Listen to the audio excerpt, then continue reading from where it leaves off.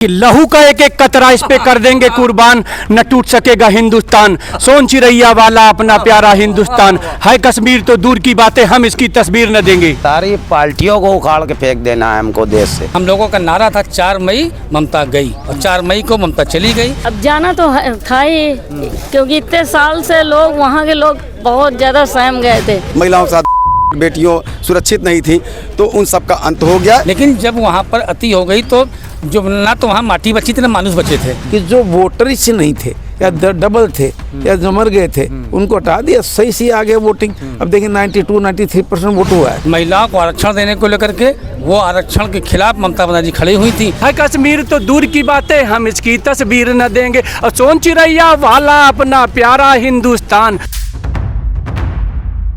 पश्चिम बंगाल की राजनीति में ऐसा पहली बार हुआ है कि भारतीय जनता पार्टी की सरकार बनी है, और अभी हम प्रयागराज के जो बीजेपी दफ्तर है उसके बाहर मौजूद है, और यहाँ पर महानगर अध्यक्ष संजय गुप्ता भी हैं, जश्न कर रहे हैं। देखिए, मोदी जी ने तो कहा था कि 4 मई को मिठाई भी बांटी जाएगी और झालमुड़ी भी। आप लोग जीत गए हैं, पहली दफ़ा भारतीय जनता पार्टी की सरकार बनी है, और जो ममता बनर्जी का किला था वो ढह गया है। क्या बड़ी वजह आप मानते हैं? सबसे बड़ी वजह वहाँ की गुंडागर्दी, तुष्टीकरण, विकास की योजनाओं को रोकना, महिलाओं को अपमानित करना, और जो सबसे बड़ी अभी जो एक योजना आई थी महिलाओं को आरक्षण देने को लेकर के, वो आरक्षण के खिलाफ ममता बनर्जी खड़ी हुई थी, विपक्ष खड़ा हुआ था। बहुत बड़ा कारण वो भी है। दूसरा कारण अभी आपने कहा था, हम लोगों का नारा था 4 मई ममता गई, और 4 मई को ममता चली गई। मोदी ने कहा था 4 मई को झालमुड़ी बटेगा। लेकिन ममता बनर्जी जब आई थी सत्ता में तो माँ माटी मानुस इस तरह की बातें करती थी। अब वो पूरी तरह से एम की राजनीति पर आ गई, मुस्लिम या तो हम कहें तुष्टीकरण की राजनीति पर आ गई थी।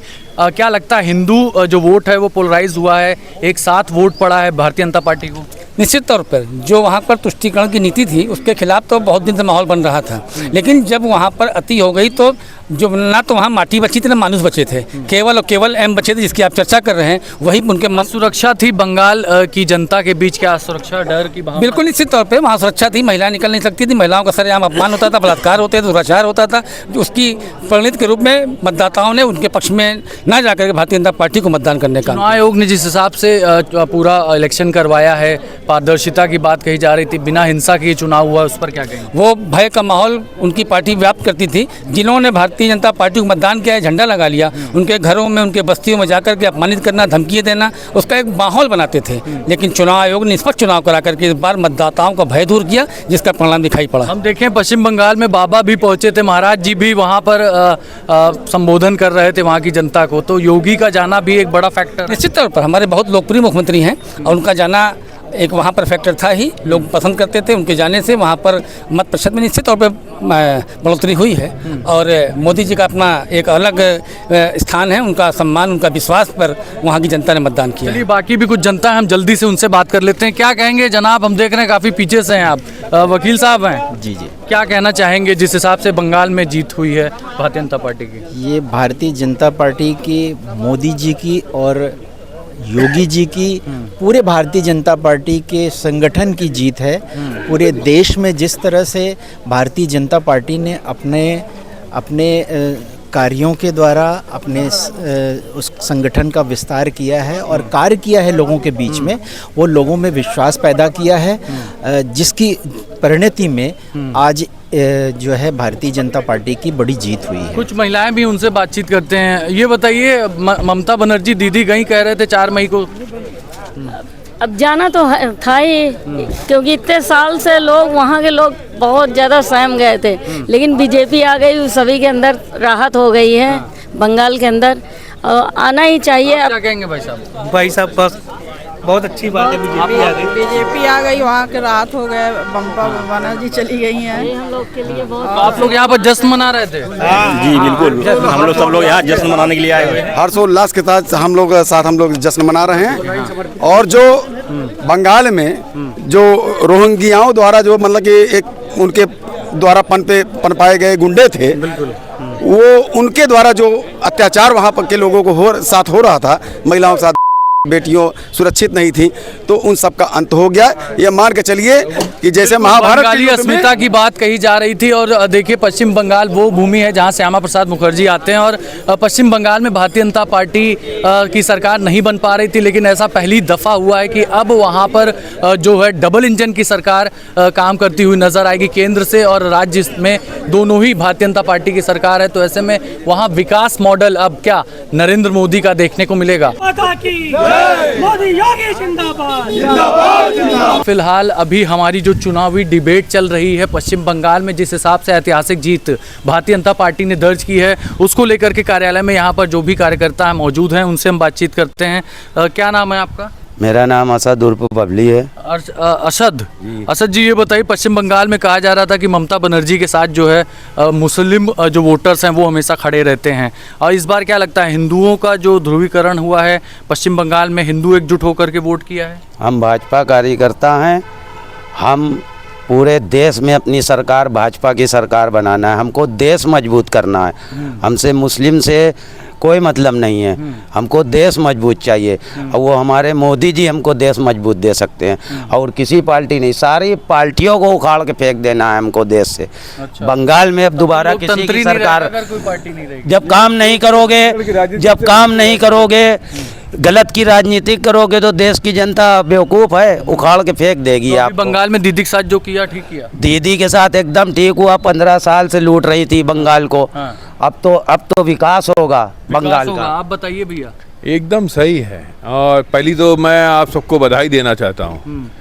जो बंगाल में जो कमल खिला है कीचड़ में, वो एक्चुअल में इतने बरसों का कीचड़ था वहाँ पर, जिसमें कमल खिलने का काम किया गया है। और ये इसके लिए मैं अपने शीर्ष नेतृत्व को ढेर सारी बधाई देना चाहूँगा कि आज अब बंगाल के लोगों को अब एक अच्छा शासन मिलेगा, शासन व्यवस्था मिलेगी, अच्छी ऑक्सीजन मिलेगी, जीने की चाह मिलेगी, और गुंडा राज से, आतंक से खत्म होगा, मुक्ति मिलेगी। हाँ भैया, आप क्या कहेंगे?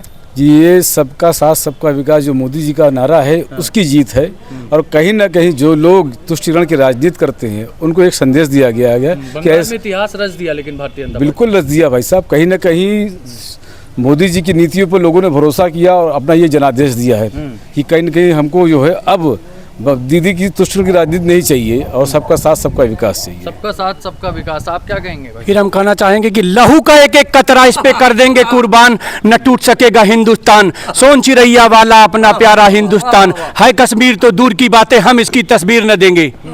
भारत माता की जय। आप क्या कह रहे हैं भाई साहब? हम कुछ नहीं बोल पाते यार।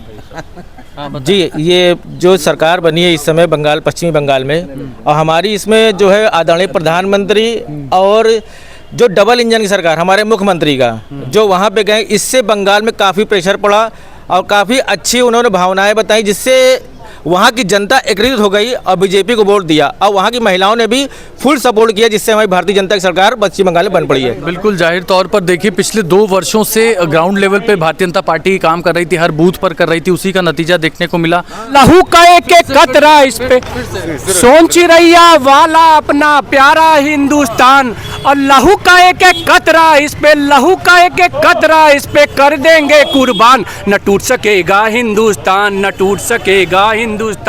है कश्मीर तो दूर की बातें, हम इसकी तस्वीर न देंगे, है कश्मीर तो दूर की बातें, हम इसकी तस्वीर न देंगे। और सोन चिरैया वाला अपना प्यारा हिंदुस्तान, और लहू का एक एक कतरा इस पे कर देंगे कुर्बान, न टूट सकेगा हिंदुस्तान, न टूट सकेगा हिंदुस्तान। भारत माता की जय।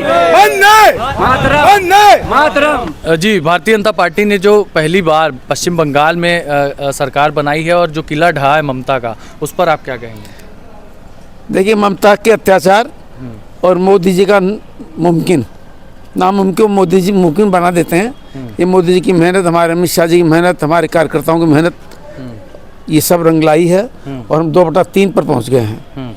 इतनी बड़ी जीत भारतीय जनता पार्टी के लिए गौरवान्वित करने वाली बात है। ये सब कार्यकर्ताओं की मेहनत और नेताओं का मार्गदर्शन ने हमको जीत दिलाई है। और बंगाल में जो हो रहा था, अत्याचार हो रहा था, जो बांग्लादेश से घुसपैठ हो रही थी, वो सब खत्म हो जाएगी।